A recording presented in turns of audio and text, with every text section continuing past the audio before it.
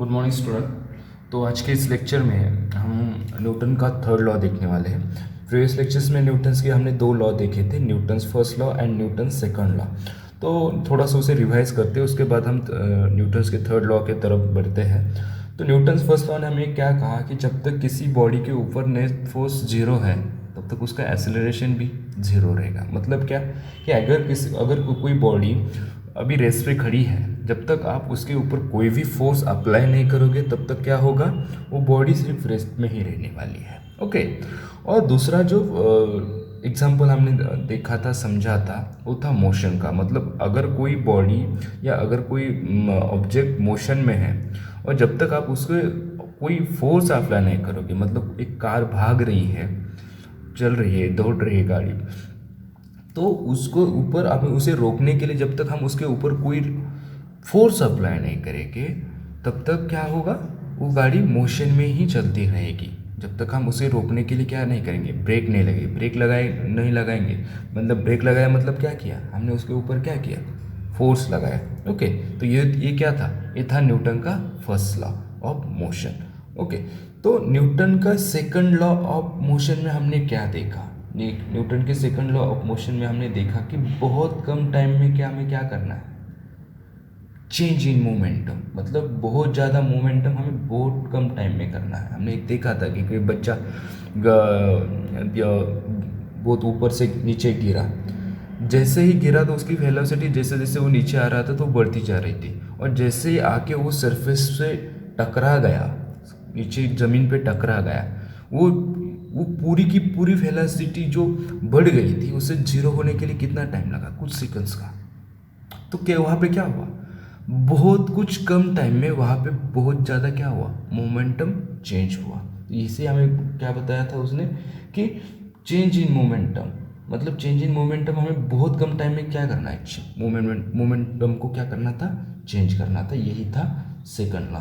तो आज के इस न्यूटन्स के थर्ड लॉ को हम समझने वाले हैं। न्यूटन्स के थर्ड लॉ को हमको समझने के लिए सबसे पहले हमें एक चीज़ को समझना होगा कि न्यूटन्स लॉ का स्टेटमेंट क्या है। ओके। स्टेटमेंट क्या है। ओके। तो स्टेटमेंट ऐसा है, for every action there, for every action there is equal and opposite reaction। Okay. मतलब आप कोई भी एक्शन करेंगे तो आपको उसके क्या मिलेगा, उसका अपोजिट रिएक्शन मिलेगा। मतलब समझ लेते हैं कि एक दीवार है, आप यहाँ पे खड़े हो, ओके, और आपने क्या किया, एक बॉल हाथ में ली और एक इक्वल मैग्नीट्यूड से इसके ऊपर मार दी। आप जैसे ही इसके ऊपर उस बॉल को पटक दोगे, वो उतनी जितनी फोर्स से आपने अप्लाई इस दीवार के ऊपर अपने बॉल को मारा था, उतनी ही फोर्स से आपको अपोजिट डायरेक्शन का रिएक्शन मिलेगा। कुछ टाइम नहीं मिलेगा, यहाँ पे डिले ही नहीं मिलेगा, तुरंत उसी टाइम। मतलब क्या है कि मतलब सपोज देखो, इक्वल मतलब क्या, इक्वल क्या है, इक्वल मतलब मैग्नीट्यूड। ओके। और अपोजिट रिएक्शन क्या है कि डायरेक्शन। ओके। तो बॉल ने आपको क्या किया, इस फोर्स, आपने कुछ फोर्स अप्लाई किया, मैग्नीट्यूड अप्लाई किया। सपोज आपने क्या किया, 10 न्यूटन का मैग्नीट्यूड अप्लाई किया, 10 न्यूटन से आपने इस बॉल को यहाँ तक आके पटका, तो तुरंत आपको क्या मिला, इस दीवार ने उसके ऊपर तुरंत फोर्स अप्लाई करके आपको ऑपोजिट रिएक्शन दिया। जैसे ही बॉल जाके इस दीवार पे गया, उसी फोर्स से उसी टाइम बॉल ने फिर से अपोजिट रिएक्शन पे आपकी बॉल आ गई। ओके। तो और एक एग्जांपल हम ले लेते हैं इसका। सपोज एक टेबल है, यहाँ पे एक टेबल है और आप यहाँ पे खड़े हो, आपने क्या किया, आपका हाथ यहाँ पे पटक दिया, बहुत जोर से मारा। अब जैसे ही मारते हो तो आपको लगता है कि नीचे से भी आपको किसी ने मारा, नीचे से भी आपको किसी ने फोर्स अप्लाई किया, जैसे ही ऐसे मारते हो तो आपको क्या लगता है, फोर्स अप्लाई होता है उसी टाइम। तो यहाँ पे भी क्या हुआ, अपोजिट रिएक्शन मिला। और सबसे एक एग्जांपल बहुत बढ़िया लेते हैं, आपको सबको समझ में आएगा कि आप बचपन में बहुत कंचे खेलते थे, है ना। सपोज एक कंचा था, एक कंचा था और आपने क्या किया, एक दूसरे कंचे पे उसको फोर्स किया, अप्लाई किया। अब इस कंचे ने क्या किया कि इस पे फोर्स अप्लाई किया, तो जैसे ही अप्लाई करोगे तो ये कंचा इस डायरेक्शन में जाएगा, ओके, इस डायरेक्शन में जाएगा।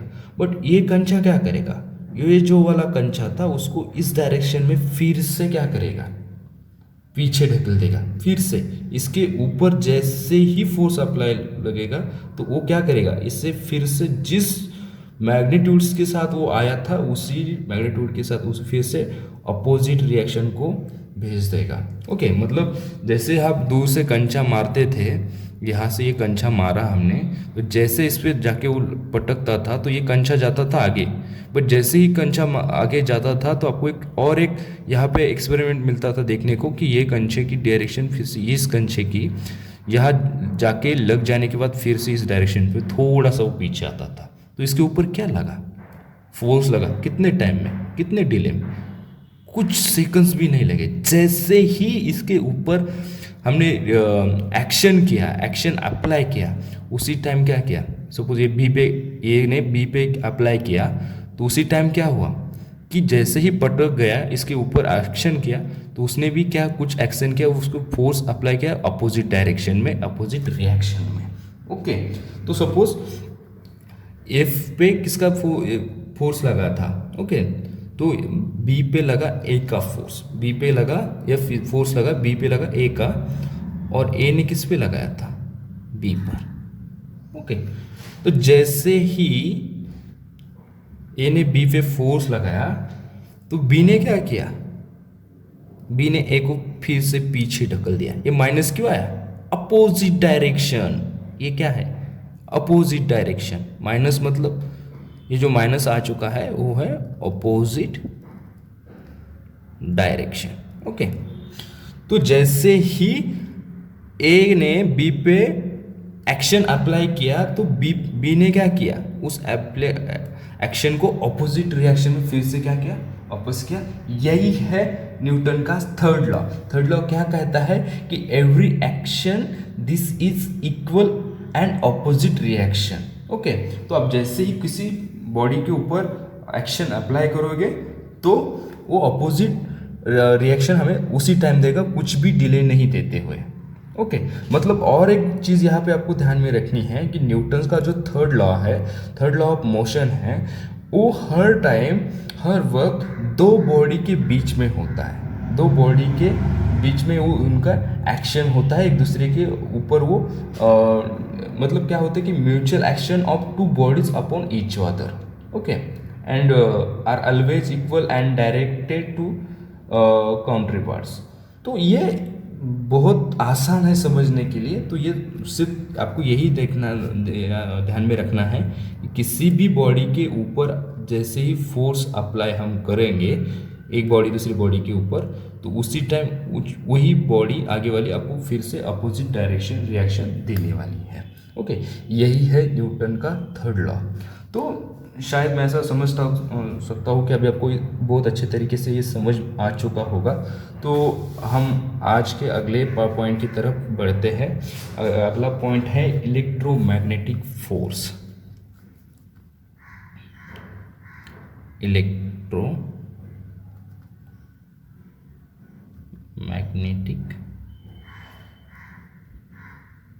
फोर्स।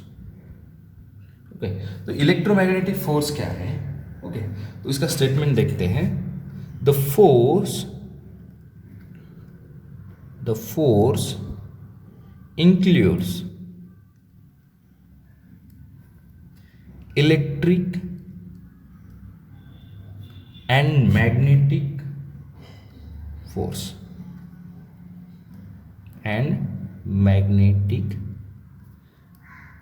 फोर्स। ओके, तो इलेक्ट्रोमैग्नेटिक फोर्स इंक्लूड्स में किस में होता है, इलेक्ट्रिक एंड मैग्नेटिक फोर्स में। ओके, तो इलेक्ट्रिक फोर्स में किसके साथ इंटरेक्शन होता है, तो वो देखते हैं the electric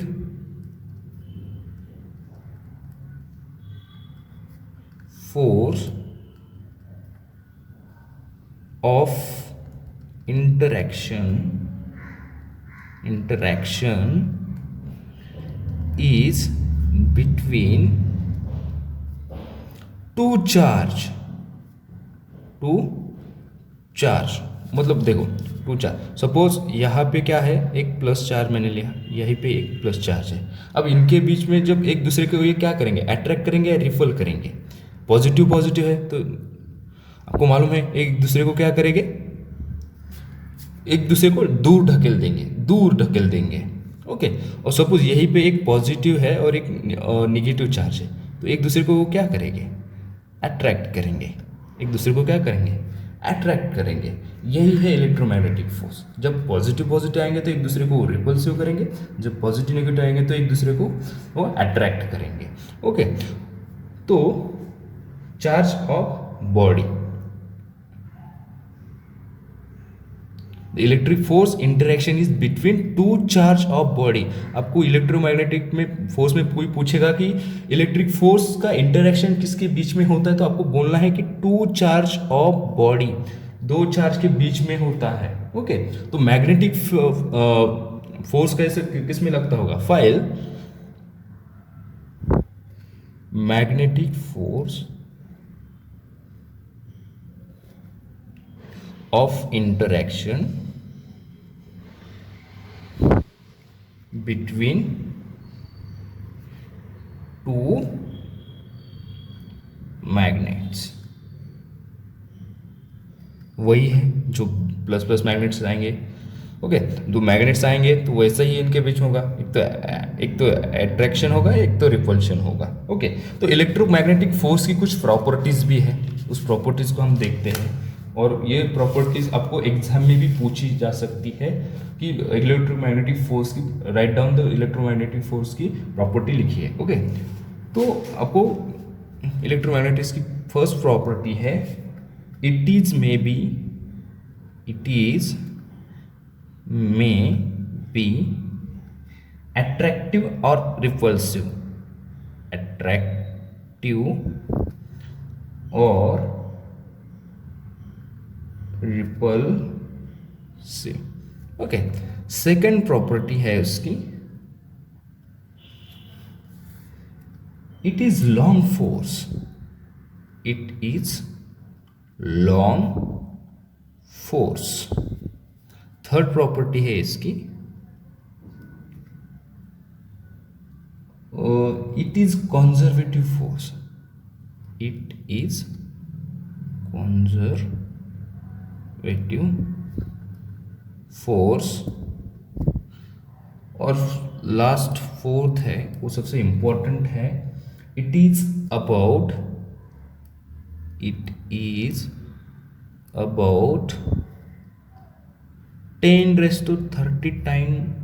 39 times stronger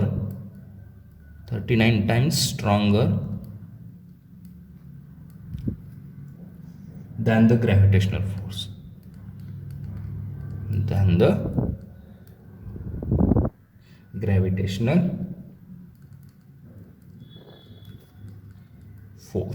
okay, तो ये चार प्रॉपर्टीज हमको याद रखनी है। It is may be attractive और रिपल्सिव, एक दूसरे के बीच में जो दो पॉइंट चार्जेस आएंगे, एक तो वो एक दूसरे को अट्रैक्ट करेंगे या रिपल्सिव करेंगे। It is a long force, ये बहुत दूर वाला फोर्स है, लॉन्ग है। कंजर्वेटिव फोर्स आपको मालूम है, और इसकी जो रेंज होती है वो, सॉरी रेंज नहीं, ये जो स्ट्रॉन्गर है ग्रेविटेशनल फोर्स से कितने टाइम्स स्ट्रॉन्गर है, आपको ये एमसीक्यू आ सकता है। ओके, तो ये याद रखना कि 10⁻39 times stronger than the gravitational force. Okay, so उसके बाद अभी हम अगला फोर्स देखते हैं, pseudo force. Pseudo force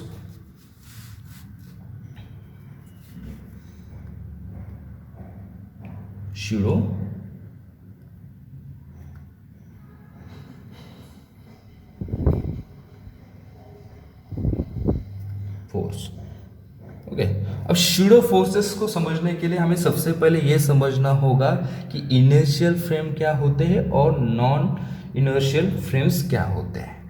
okay, inertial frames and non inertial frames. Okay, तो इनर्शियल फ्रेम्स मतलब क्या, आपको यहाँ पे न्यूटन का फर्स्ट लॉ याद आना चाहिए, तभी आपको इनर्शियल फ्रेम समझ में आएगा। इनर्शियल,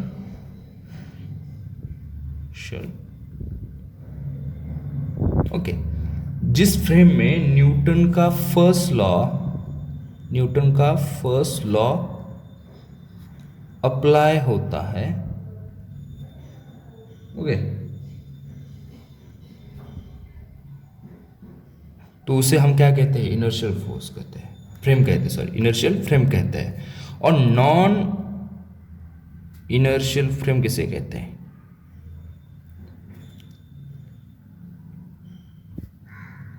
नॉन इनर्शियल फ्रेम किसे कहते हैं, जिसमें न्यूटन का फर्स्ट लॉ अप्लाई नहीं होता, कैनॉट अप्लाई। ओके, जिसके अंदर न्यूटन का फर्स्ट लॉ क्या होता है, अप्लाई नहीं होता है। और जिस फ्रेम में न्यूटन का फर्स्ट लॉ अप्लाई होता है उसमें क्या, उसे हम क्या कहते हैं, इनर्शियल फ्रेम कहते हैं। तो न्यूटन का फर्स्ट लॉ क्या कहता था, अगर किसी बॉडी पे नेट फोर्स 0 है तो उसका एक्सेलरेशन भी क्या होगा, 0 होगा। ओके, मतलब यहाँ पे कोई टेबल रखा है, चलो ओके, डाइनिंग टेबल है, इसके ऊपर आपने फ्रूट्स रखे हैं, बहुत सारी चीज़ें रखे हैं, सॉस रखे हैं। ओके, जब तक आप इसको कोई फोर्स अप्लाई नहीं करोगे, इसके ऊपर क्या नहीं करोगे, फोर्स अप्लाई नहीं करोगे, तब तक ये आपकी पोजीशन, आपकी जगह बदलेगा, रेस्ट पे है, रेस्ट पे ही रहेगा। ओके, तो ये किस फ्रेम में है, ये एग्जाम्पल इनर्शियल फ्रेम का है, इनर्शियल फ्रेम का है। ओके, और एक चीज़ है, ये हुआ रेस्ट का।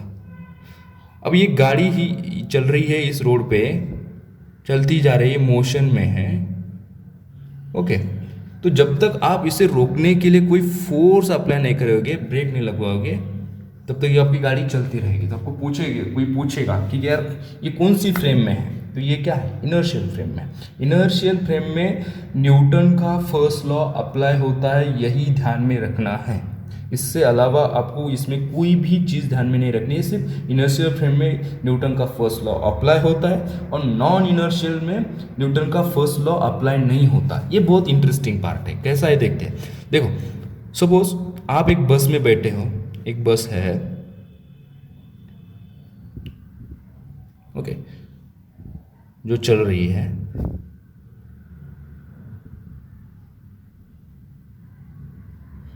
और आप यहाँ पे बैठे हो, बहुत शांति से रेस्ट बैठे हो, आराम से गाड़ी चल रही है और चलती ही जा रही है इस रोड पे। और सपोज आप शांति से रेस्ट से गाना सुन रहे हो, आपको बहुत अच्छी नींद लगी है, सब कुछ हो चुका है, और आप जैसे ही ड्राइवर ने इसके यहाँ पे ब्रेक लगवाया, ड्राइवर ने बस को ब्रेक लगवाया, तो बस को जैसे ही ब्रेक लगवाया, आपकी डायरेक्शन क्या हो गया, आप यहाँ पे शांति से बैठे थे, बट आपकी जो डायरेक्शन थी इस तरफ हो गई, आप सीट से आगे झुकते हो, आगे आते हो। जितने भी लोग होते हैं, देखो आप रोज़ाना पीएमटी में देखा होगा कि जैसे ही ड्राइवर बस को पीएमटी को ब्रेक लगवाते हैं तो आप सभी लोग क्या करते हो, आपका डायरेक्शन चेंज हो जाता है, आप सभी आगे की तरफ चले जाते हो। तो आपके ऊपर उस टाइम किसने फोर्स लगाया, फोर्स तो गाड़ी की ब्रेक में लगाया था आपकी, तो आप तो रेस्ट पे थे, शांत थे, बैठे थे, तो आपके ऊपर किसने फोर्स लगाया। ओके, तो यही फोर्स को हम क्या कहते हैं, शूडो फोर्स कहते हैं। मतलब जिसमें न्यूटन्स के लॉ अप्लाई होते नहीं है, फिर भी हम क्या करते हैं, उसे अप्लाई करने की कोशिश करते हैं, उसे हम क्या कहते हैं, शूडो फोर्स कहते हैं। ओके, आपको और एक एग्जांपल दे देता हूँ। सपोज एक लिफ्ट है और लिफ्ट में आप यहाँ पे खड़े हो, जैसे ही लिफ्ट ऊपर जाने लगती है, आपको लगता है कि कोई आपको नीचे खींच रहा है, तो आप तो रेस्ट पे हो, आप साइलेंट हो, आप कोई भी मोशन नहीं कर रहे, आपका तो लिफ्ट मोशन में है तो आप तो रेस्ट में हो, तो आपको ऐसा क्यों लगता है कि यार ये आपको कोई नीचे खींच रहा है? तो ये क्या है? ये है शूडो फोर्स, जो है नहीं, वो जो दिखता नहीं है, क्योंकि आपका एक्सेलरेशन जीरो है। ओके, आपका एक्सेलरेशन तो जीरो है, तो इसी वजह से आपको वो दिखता भी नहीं है कि एक्चुअल में आपको ये कौन नीचे खींच रहा है। और एक चीज़ देखते हैं, जैसे हम कभी मेला में जाते हैं तो हम वहाँ से बैठते हैं, ऐसे ऐसे ऐसे वो घूमता हुआ चक्र होता है ना, ऐसे। तो वो जैसे ही घूमता है इस डायरेक्शन से, इस डायरेक्शन से, तो आपकी बॉडी का जो फोर्स होता है वो बाहर की तरफ लगा होता है। जितनी तेजी से वो जितनी तेजी से इसके ऊपर वो घूमेगा, आपकी बॉडी का जो फोर्स होगा वो इस तरफ लगेगा, है ना। पैसे झुके होते हैं, पैक पकड़े होते हैं, आपको लगता है कि कहीं आप बाहर ना गिर जाए, कहीं आप बाहर ना गिर जाए। आप कभी अंदर गिरते हो क्या? नहीं। आपका फोर्स कहाँ पे लगा होता है? यहाँ पे चल रहा है ऐसा, तो आपका फोर्स इस टाइम पे लगा, इस डायरेक्शन में लगा। ये क्या है? सूडो फोर्स, जो दिखता नहीं है, एक्चुअल वो फोर्सेस नहीं है, बट आपने मान लिया कि कोई हम पे ऊपर लगा रहा है। इसे हम क्या कहते हैं? सूडो फोर्स कहते हैं। ओके, तो आज का जो लेक्चर था उसमें हमने न्यूटन का थर्ड लॉ देखा, इलेक्ट्रोमैग्नेटिक फोर्स देखा और सूडो फोर्स देखा। ओके, तो इलेक्ट्रोमैग्नेटिक फोर्स में सबसे इम्पोर्टेंट हमें ये चीज़ ये ध्यान में रखनी है कि जब इलेक्ट्रिक फोर्स में इंटरेक्शन होगा तो टू चार्ज ऑफ बॉडी में होगा, और मैग्नेट में होगा तो टू मैग्नेट्स में होगा। सूडो फोर्स में हमें ये याद रखना है कि इनर्शियल फ्रेम और नॉन इनर्शियल फ्रेम क्या है।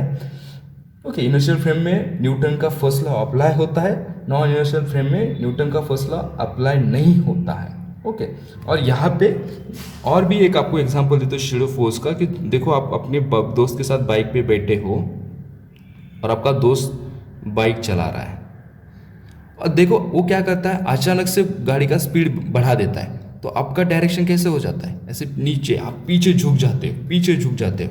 तो आप कहते हो पागल हो क्या, मैं नीचे गिर जाता। और वही अचानक एकदम स्पीड में चल रहा था, अचानक से वो ब्रेक लगवा देता है, तो आपका डायरेक्शन इसके ऊपर, आप उसके आगे वाले इंसान के ऊपर क्या करते हो? आप उसके जाके टकराते हो। तो ये क्या है? आप तो रेस्ट में थे, आप शांत बैठे थे, आपके ऊपर किसने फोर्स लगाया? आप पे किसी ने भी नहीं, तो आप आगे गए क्यों? यही है शूडो फोर्स, जो आपके ऊपर लगाया वो था शूडो फोर्स। ओके, सो आज के लेक्चर में यही इतना ही। Thank you so much.